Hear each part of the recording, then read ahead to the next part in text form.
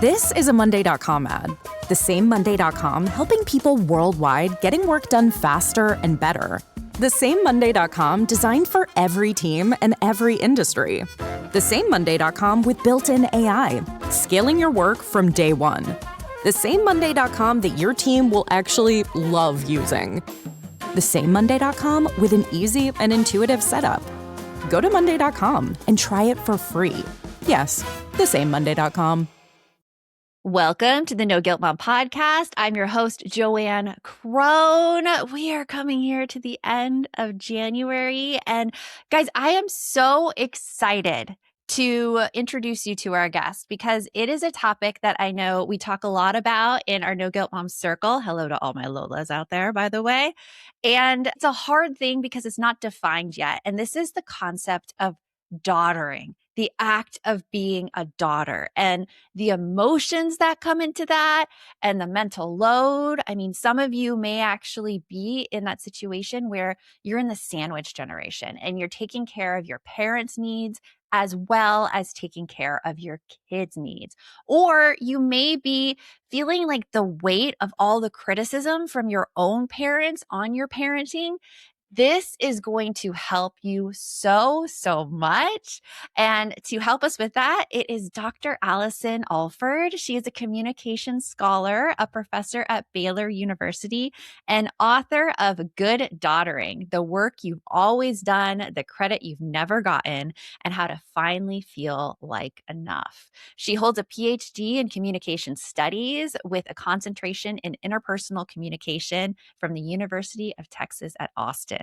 Alford has 17 years of experience teaching university courses, and her specialties are value propositions, conflict resolution techniques, teamwork, meeting facilitation, and people skills for leaders. And I am so excited to get in this discussion with her right after this. Let's get on with the show.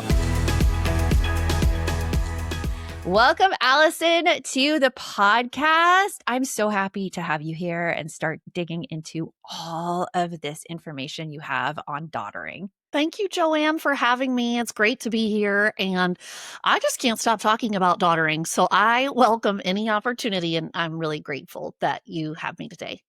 This is something that before I read your book, honestly, I didn't even think how much this affected my life. So before we get into it, can you define for us what exactly is doing daughtering?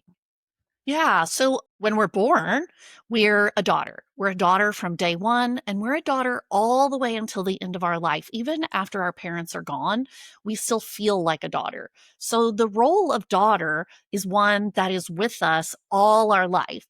And some women add other roles like wife, mother, college student, mayor, whatever it may be. So much. Yeah. Right. But the daughter role is always with us. For generations, it's really just been living in the background, and we haven't been paying attention to how much time, energy, and effort we spend on being a daughter.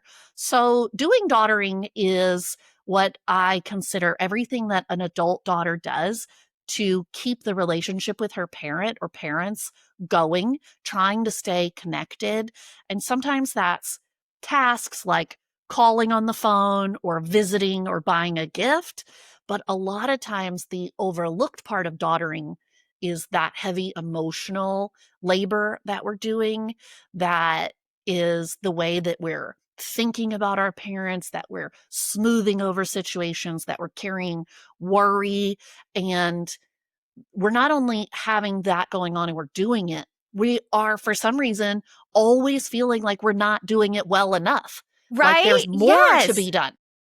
Yes, it's so interesting looking at the tasks that I take on with my parents and looking at the tasks that my husband takes on with his parents. And he looks at me sometimes and I'm all stressed out. Just don't do it, Joanne. But I really think there's difference between the expectations on daughters versus the expectations on sons. What have you seen the difference to be?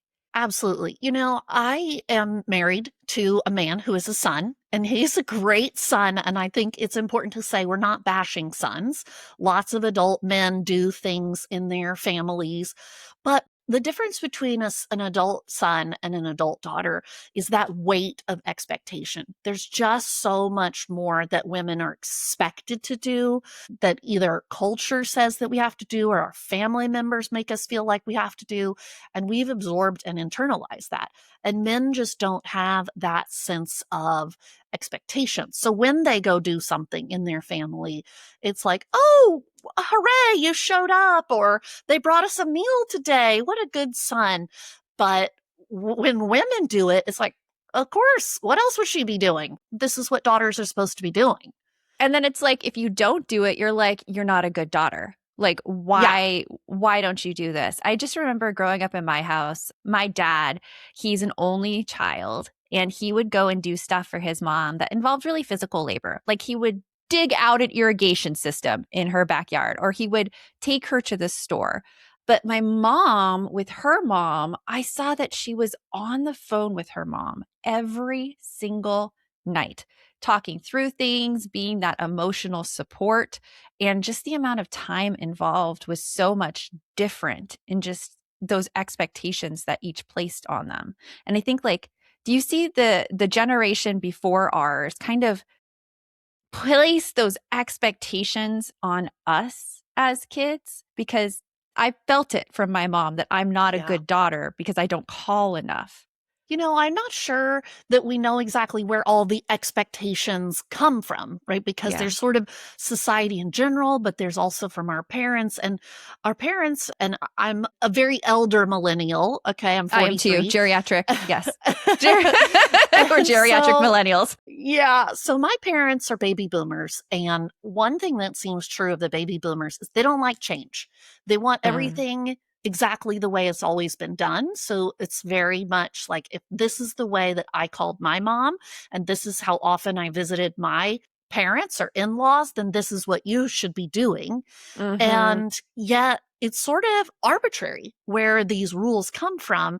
And yet as women, we absorb them and feel like if we're not doing that thing that our friends or our neighbors or our cousins are doing, then we're not good enough. Even though what I found in my research is that most women are doing a ton of stuff just unrecognized. And so you may not be doing all those visits, but you're doing phone calls or planning or worrying or organizing or paying for something. And you're showing up in a lot of ways that are invisible to many people. They're just not noticing the type of daughtering that you're doing. That is so true, because that emotional labor, it really takes a toll. And you describe in your book that so many daughters are living in what you call the messy middle. And how would you explain that space to a woman who feels really guilty for struggling? Because on paper, her relationship with her parents looks fine. Yeah, there's so many. When we look in the media or we think about these examples of daughters we see, if we were to read a book about a mother and daughter, there's often these extremes. And so we hear a lot about narcissism, abusive relationship, toxic relationships. We've even really recently been hearing a lot about going no contact. And there are some really difficult, broken, sad relationships. And we hear about them a lot, and it can kind of make us seem like that maybe that's the majority, but it's not. On the other hand, we often see these idyllic mothers and daughters who are quote unquote best friends, which is a term I hate and think is fake. I don't think you can be best friends with a parent, and a child can never be best friends. But can you dig a little bit more into that? Like, why can't a parent and a child be best friends? Because a parent and a child will never have a power distribution that is a hallmark of friendship. A hallmark of friendship is a peer-like relationship with an equal power distribution and an option to leave. So the parent-child relationship doesn't have that. You will never have been the one who changed your parents' diaper the way they changed your diaper. You will never reverse fully that. I mean, they made a decision to bring you into the world, and you never ever get control over decisions like that for your parent.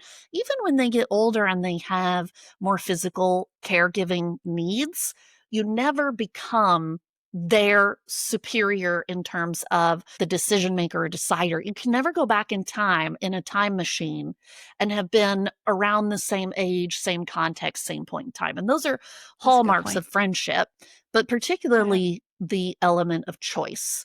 We can't ever decide to not be the daughter of our parent. Even if we do go no contact, we're always still going to be their daughter. So, I see a lot of these, what I was saying in the media, these examples of cute, perfect, everything's so great. But those are really fake. I have never come across a mother-daughter pair. I shouldn't say fake. Maybe I should say rare. Okay. That have this level of closeness and mutuality that doesn't veer into an unhealthy enmeshment and codependence. Because parent and child are not meant to be absorbed in each other that way. And your listeners, of course, have children. And so we have an understanding of that generational differences. Many have partners. And those are places that are more healthy for us to place our support needs on.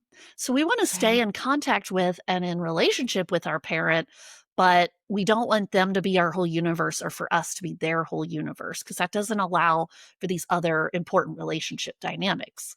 That is a really, really good point. And something you said in that is the difference between actually being a daughter and having this emotional codependence. And I want to explore with you a little bit about the differences between the two right after this. I've been thinking about 2026, and one of my big goals is finally starting a real travel fund, like not just a maybe someday fund or like book the vacation and then hope you have all the money to pay for it, but one that actually makes the trip happen, because I don't want money stress deciding what we say yes to anymore.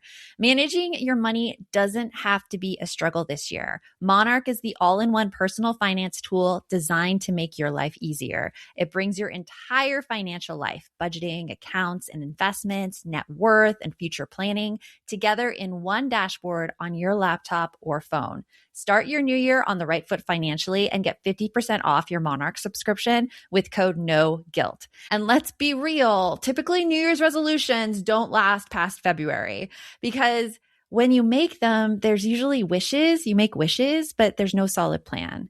Monarch helps you set realistic financial goals based on your actual life. In fact, in a 2025 survey, Monarch helped users save over $200 per month on average after joining. This new year, achieve your financial goals for good. Monarch is the all-in-one tool that makes proactive money management simple all year long. Use code NOGUILT at monarch.com for half off your first year. That's 50% off your first year at monarch.com with code NOGUILT. Whenever I think about meal planning, I feel this wave of anxiety, because just the thought of sitting down to do it takes so much time and brain space, like deciding what I want to eat, what my kids will eat, how to make everyone happy, and somehow still get more fruits and vegetables on the table. It's exhausting for me before I even step into the kitchen. That's why Hungry Root has been such a game changer for me. Hungry Root is honestly the easiest way to eat healthy because it does all the thinking for you. It works like a personal nutrition coach and a grocery shopper all in one. You take this quick quiz and tell Hungry Root your preferences. I answered questions like what proteins I like, what flavors I like, what foods I don't like, and especially like I'm thinking of my kids there too, and also how you like to cook. And then Hungry Root builds this entire meal plan and sends it straight to your door. And the meals range from super simple, like these quick microwave options, to chef-inspired recipes that feel elevated but are still easy to make. It makes everyone happy. Most importantly, me. It makes me happy. Take advantage of this exclusive offer. For a limited time, get 40% off your first box, plus get a free item in every box for life. Go to hungryroot.com/NGM and use code NGM. That's hungryroot.com/NGM, code NGM to get 40% off your first box and a free item of your choice for life. I used to have this friend who made yearbooks for her kids every year, and I loved the idea until I realized it took her weeks to put one together. And I knew that was never going to happen for me. That's why I'm so excited to have created a year in review book with Journey Print. Journey Print lets you upload your photos straight from your phone, and their smart algorithm automatically organizes everything by date and even adds maps and locations. So it becomes a real story, not just a pile of pictures in just minutes. One of my favorite moments in the book is seeing all of these little everyday memories put together and being able to go through them with my kids at my side rather than just scrolling through my photos on my phone. Holding it in my hands let me relive all of it. It is a meaningful keepsake that fits my life, and it came together so fast and easy. Plus, the quality is gorgeous. You can choose from premium satin or glossy paper, and Journey Print plants one tree for every order, which I love. Go to journeyapp.com/podcast/NGM and use the code NOGUILT to get 30% off your next purchase. That's Journey, spelled JOURNIAPP.com/podcast/NGM and use code NOGUILT at checkout. Allison, right before the break, you were talking about this emotional codependence that can happen in relationships to have your mom be the end all be all when you're a daughter. What is the differences? What do you look for in a healthy mother-daughter relationship versus one that may be a little emotionally codependent and maybe causing a lot of strain on the daughter? Yeah, I should pause here to say I was raised by a marriage and family therapist mother. So I Yes. have this unique kind of place that I come at when as a researcher of communication and interpersonal relationships and families, but as somebody who was raised by a therapist who was trying to heal our family and her family system while also instituting these important boundaries. So practitioners and clinicians tend to agree that healthy parent-child relationships in adulthood are characterized by independence with connection. Meaning, the way I think of it is I'm over here in my circle and you're over here in your circle. And I want to talk to you and I want to see you, but we don't come in each other's circles. Enmeshment looks more like a Venn diagram. Like I'm not okay unless you're okay. And I can't be okay in my day unless I've checked in with you and you're okay. And if I do anything that upsets you, I have to fix that before I can do anything else in my day. And, I think that some of us might see that in ourselves, or there's times in life where we veer into that because either our family system is like that, or we feel sad or lonely or go through some difficult times. But when we're in our healthiest, most vibrant state, we stay in our own circle and our parent is over here. And that lets us share our circle with partners and our children and go let our circle visit other people's circles and not be constantly dependent on whether my parent is having an okay day. So I think that most of the women that I talk to, and probably most of your audience could agree that things with our parent, they're not perfect, but they're generally not super toxic. That's the messy middle that we're in.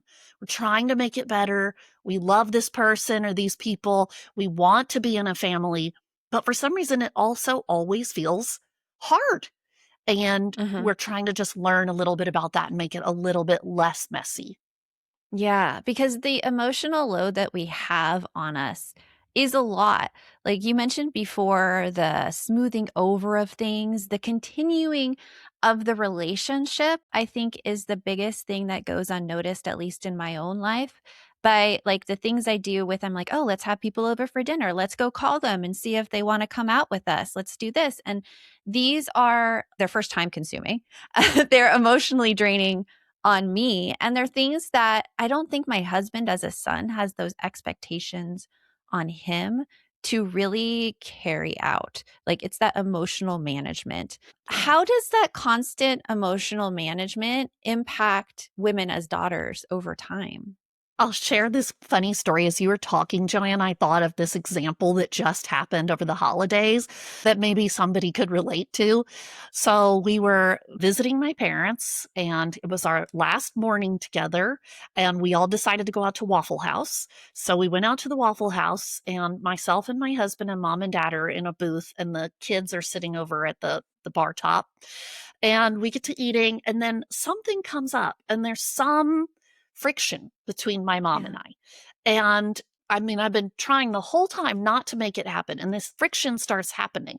And my husband like knocks me in the leg because he's like, I know you don't want to do this. He's not telling me to cut it out for everybody else, but because he knows that my goal is to have smooth experiences with my mom. So Okay. I say something like, your turn. Like, you go. Like, tell us what you've been reading about on your phone recently or something. So we move on, right? But it's not resolved.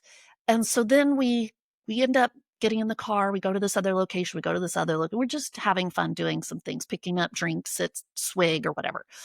And I said to my husband, okay, I want to make one more stop at TJ Maxx because I need to smooth things over with my mom. I've got to repair it. The whole time was just feeling that tension and that sandpaper, and then I needed to fix it before I could leave.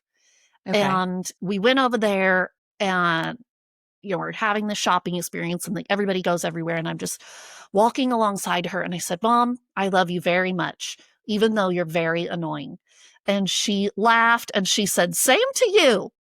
And we had a little hug, and then that was it. It was the kind of thing that I needed to do in person, and I needed to do before I could leave. I have this mantra, and one of the things I do in the book is try to help people figure out a mission statement or a mantra. And mine and my family is, I want my mom to feel loved. Okay. And in order for her to feel loved, I have to close my mouth sometimes, strategically avoid certain things, repair things, watch my porcupine tendencies. And it's a lot of self-management so that she can feel loved. But having her feel loved makes me feel like a good daughter. So I'm also serving me. And the family thrives when everyone feels like she and I are doing well. And so it's a big system that impacts a lot of people. That is a big system, because just as you explain that is a heavy load that you're carrying in trying to smooth over the relationship with you and your mom. You say that, and I'm assuming in my head, though, that your mom has the same intentions for you, that she wants you to feel loved as well. I believe that to be true. And so, every family out there is going to be different. And I have the benefit of being in a family where, in general, my mom is not trying to poke or provoke or anger or frustrate or needle me. And not everybody has a mom like that. Some people's moms are just, poking all the time. And so you may have a different goal.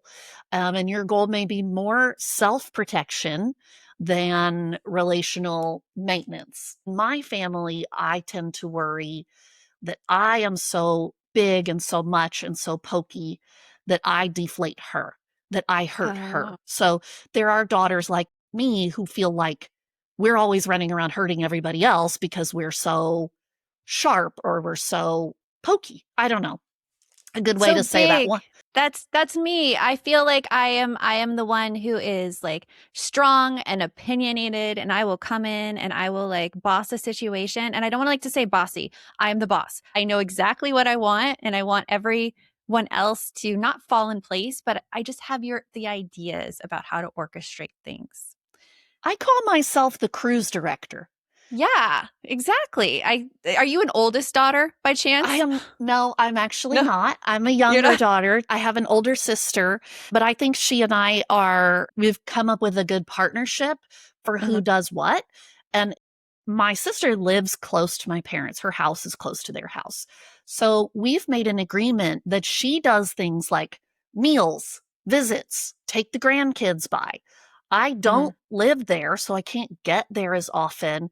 And my kids who are teenagers are involved in sports and lots of Yes. things that prevent us from being in person. So I am the emotional manager daughter. And so Uh, we have agreed to partner by using our different skill sets. So it's not like one of us is doing more and the other doing less, but we have agreed to do yeah. different things. But as the emotional manager person, whether you want to call, I think it's good to give it a name, whether it's cruise Mhm. director or family CEO. It is a job and it's a rewarding job. It's a job Mhm. I want. I've taken it on. I'd much rather be the CEO than be, the new intern Yeah. who doesn't have I'd any much rather be the power. boss. Yes. That's right. But it is a lot of work. And I think when it comes to being a mom or a wife or a friend, women already know that about ourselves. I work Yeah. hard to be a wife. I work hard to be a friend. I call people up. I text them on their birthday. I buy them gifts. I'm thinking of them. And as a mom, of course, I work myself to the bone, Right. but we don't always realize how much effort and our resources that we're assigning to that role of daughter and Mhm. and how draining it can be, even though there is at the other end, there's a rewarding part to it. Yeah, you're right because I, like you, I am the emotional labor person. Like I have a younger sister and she lives close by and she's the one who brings the grandkids over and they do stuff and she invites my parents out. But I'm the one who I'm like, "Oh, what's going on here? Tell me everything that's going on. Oh, let me come in and like help you with this or talk through this or do whatever." And I constantly tell myself I am not doing enough for my parents, totally negating that emotional labor role. And I think like you're right, so many women do that and don't give themselves credit for that. And as a result of that, I think the guilt comes through. And I think also we're less likely to set boundaries with our parents because of this guilt we feel that we're not doing enough. So, right after this, I want to talk with you and ask your suggestions about setting those boundaries. DSW, Designer Shoe Warehouse, is the one-stop shop for all your footwear needs. With sneakers, boots, and everything in between for every style, mood, and occasion, you'll definitely find shoes that get you at prices that get your budget. DSW has what you need, but more importantly, they have what you didn't even know you wanted. You never know what you'll find at DSW. Find the shoes that get you at prices that get your budget at DSW stores or DSW.com. The start of a new year always gets me thinking about what I want for myself and what I want for my family. I ask myself the question, how do we set everyone up for success? And for a lot of parents that I know, that question comes up most around school. Maybe your child needs more flexibility. Maybe they learn better at their own pace. And that's why I want to tell you about K-12 powered schools. K-12 powered schools are tuition free. They're online and they're accredited public schools for kindergarten through 12th grade. And what I love most is that they're designed to meet kids where they are. With K-12, your child gets the support they need through a tailored curriculum. They also use hands-on innovative technology to make learning interactive. As a former teacher, I can tell you how important that is. K-12 has more than 25 years of experience helping students build real skills, grow in confidence, and thrive with flexibility and personalized learning. If you're rethinking what school could look like for your child this year, K-12 powered schools are absolutely worth exploring. Join the more than 3 million families who have been served by K-12 and empower your student to reach their full potential now. You can make the switch at any time. Go to k12.com/ngm today to learn more. That's the letter K, the number 12.com/NGM. K12.com/NGM. I had that dream again. My small business needs to hire, but I don't use LinkedIn, and I hire wrong. So then I'm doing IT, and when I go to plug the servers in, they become sentient, and they won't let us access our network unless we forward their chain emails and memes to more and more and more people, and then I wake up. Don't let hiring nightmares ruin your dreams. LinkedIn Jobs' new AI assistant finds and invites best fit candidates to apply so you can discover talent you may have missed. Post your job for free at linkedin.com/quality. Start hiring today with LinkedIn.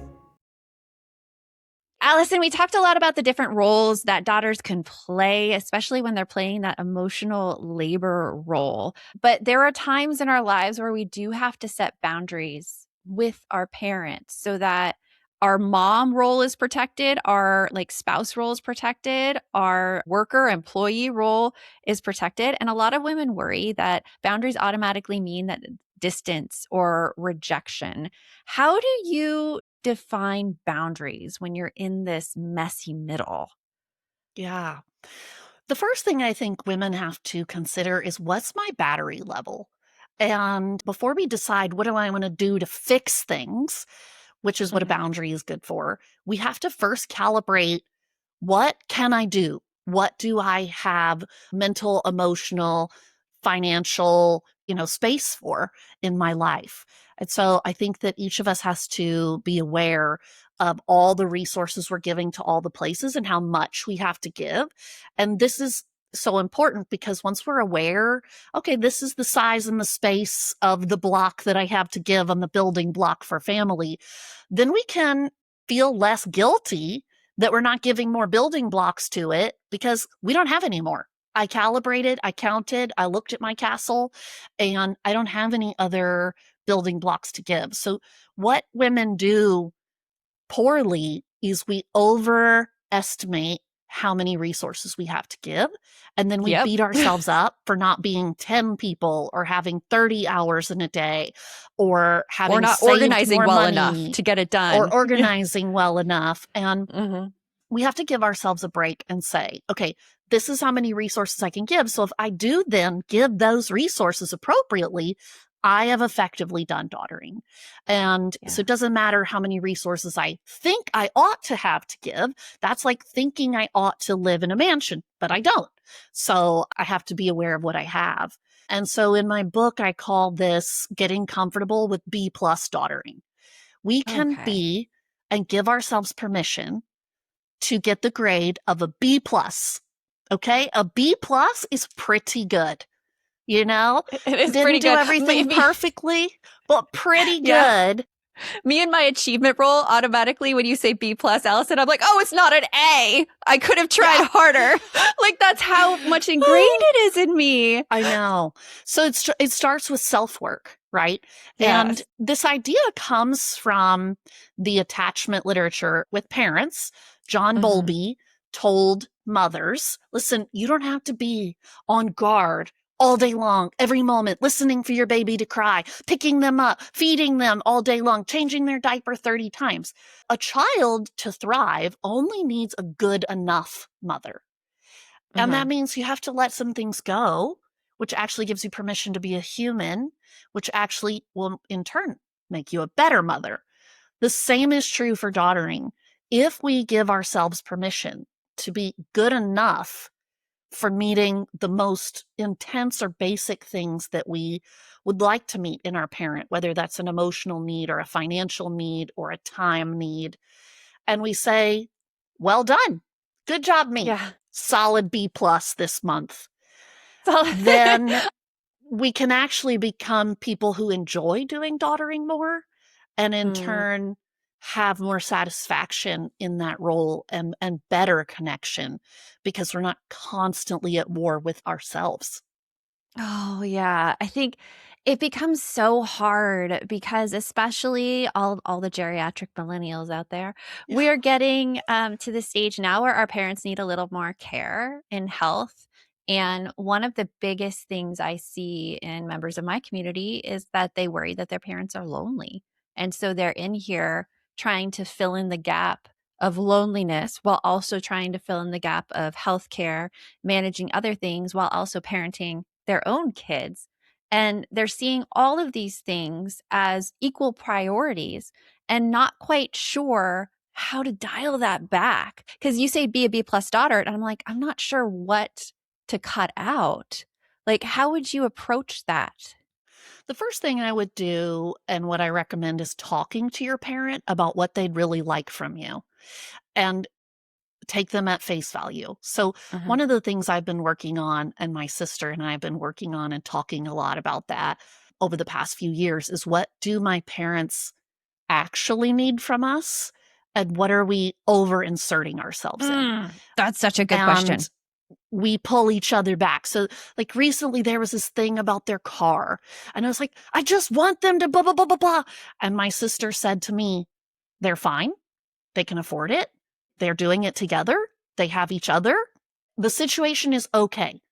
And that is them living their lives. And we have to let them live their lives. So we have to resist those maternal instincts that are rising up in us that we're using every single day at the forefront of parenting, over transferring them onto our parent and thinking that they would need or want us to intensively daughter them in that way. We have to instead empower our parent to live their best life, to find their purpose, to find peers. Everybody needs peers.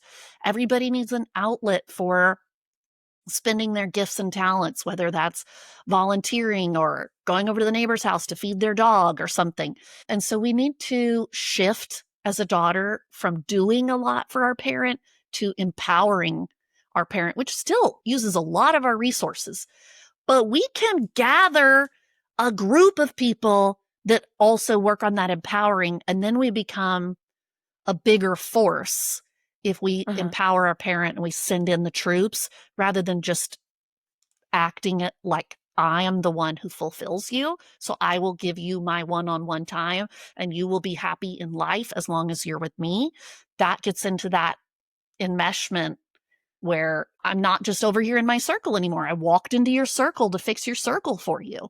And we can't do that if we want to stay healthy and we want to avoid burnout. Yeah. And I also think a big part of that is acceptance of what your parents say back to you with what they need and what you can do. Because I mean, So hard. It's so hard. My parents, I feel like they don't have enough peers.